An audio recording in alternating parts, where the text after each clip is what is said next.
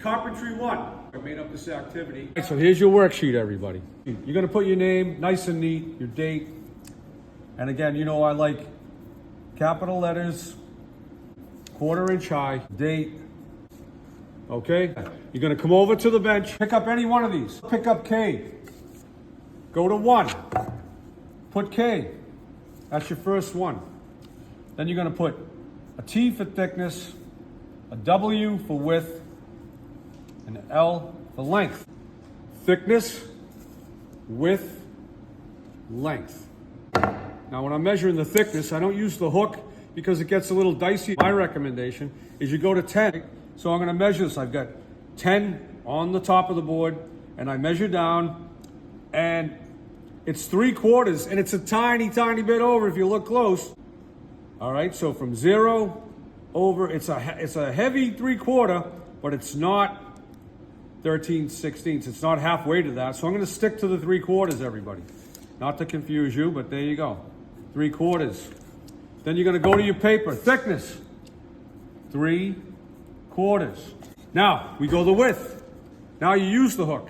Hook on, it's 4 inches and 5/16. Now, could I call it 4 inches and 3/8 and get away with it? Maybe, but I'm hoping you're gonna be closer to the mark. So anyway, that's what we're looking for, okay? So, thickness, width, now the length. Hook on. It's 13 and more than 3/4. So I'm gonna call this 13 and 13/16. We know there's 12/16 and 3/4, and there's the next one. So that's 13/16. So there you go. I'm gonna go over here. What was my width again? 4 5/16 and 5/16, or I could call it 4 3/8 and 3/8 because it was close enough.